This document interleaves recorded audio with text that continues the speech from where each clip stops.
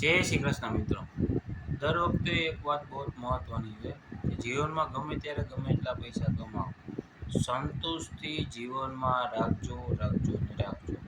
સંતુષ્ટિ ઉપકા મહત્વની છે।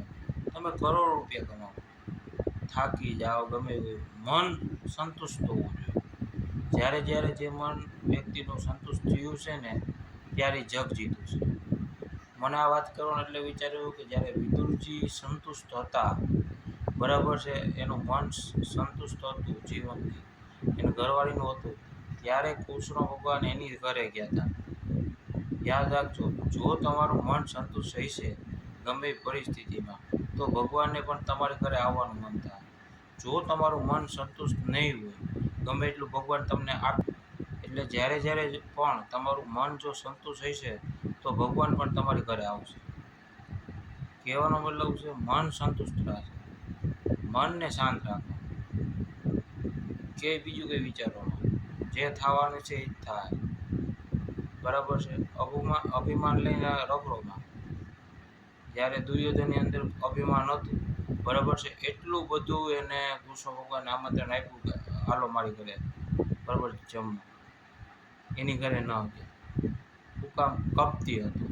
કપટી હોય ને એની અહીંયા ભગવાન કોઈથી જાતા નથી, એની અહીંયા ભગવાનની પધરામણી નથી થતી, એની અહીંયા એ જાય, બરાબર છે, એના પગલાં જ નથી પડતા અહીંયા, બરાબર છે।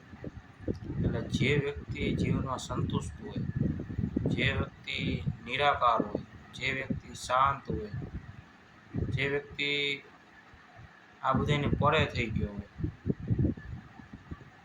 આપણે ખાલી બોલીએ છીએ કંઈ લઈને આવ્યા નથી, કંઈ લઈને જવાનું નથી, આ વાત બોલ્યા પછી આપણે એની પાસે કંઈક વસ્તુ માગી લઈએ, હાલ ભાઈ કંઈ લઈને આવ્યા નથી, કંઈ લઈને જવાનું નથી, જો તો એવું જ માનતો હોય તો આ વસ્તુ દઈ દે, અને જો વ્યક્તિ દઈ દે એટલે સમજી લેવાનું કે એના જીવનમાં એને એ વાત ઉતારી, બરાબર છે।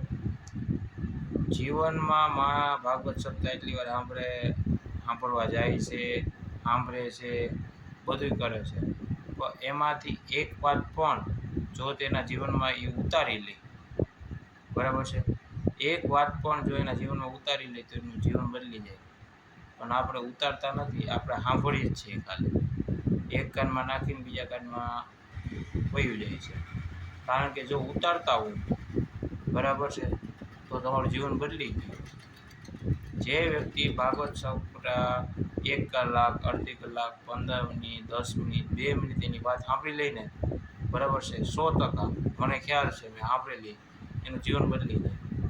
શું કામ? કે 100 વાત, 100 વાત આપણે આપણા જીવનમાં ન ઉતારી શકીએ, પણ જો એમાંથી એક પણ વાત આપણે ઉતારી લઈને આપણા જીવનમાં, તો જીવન તમારું બદલી જાય છે। સમજાઈ ગયું? એટલે એ વસ્તુ છે અત્યારે જીવનમાં જીવવા જેવી, મળવા જેવી।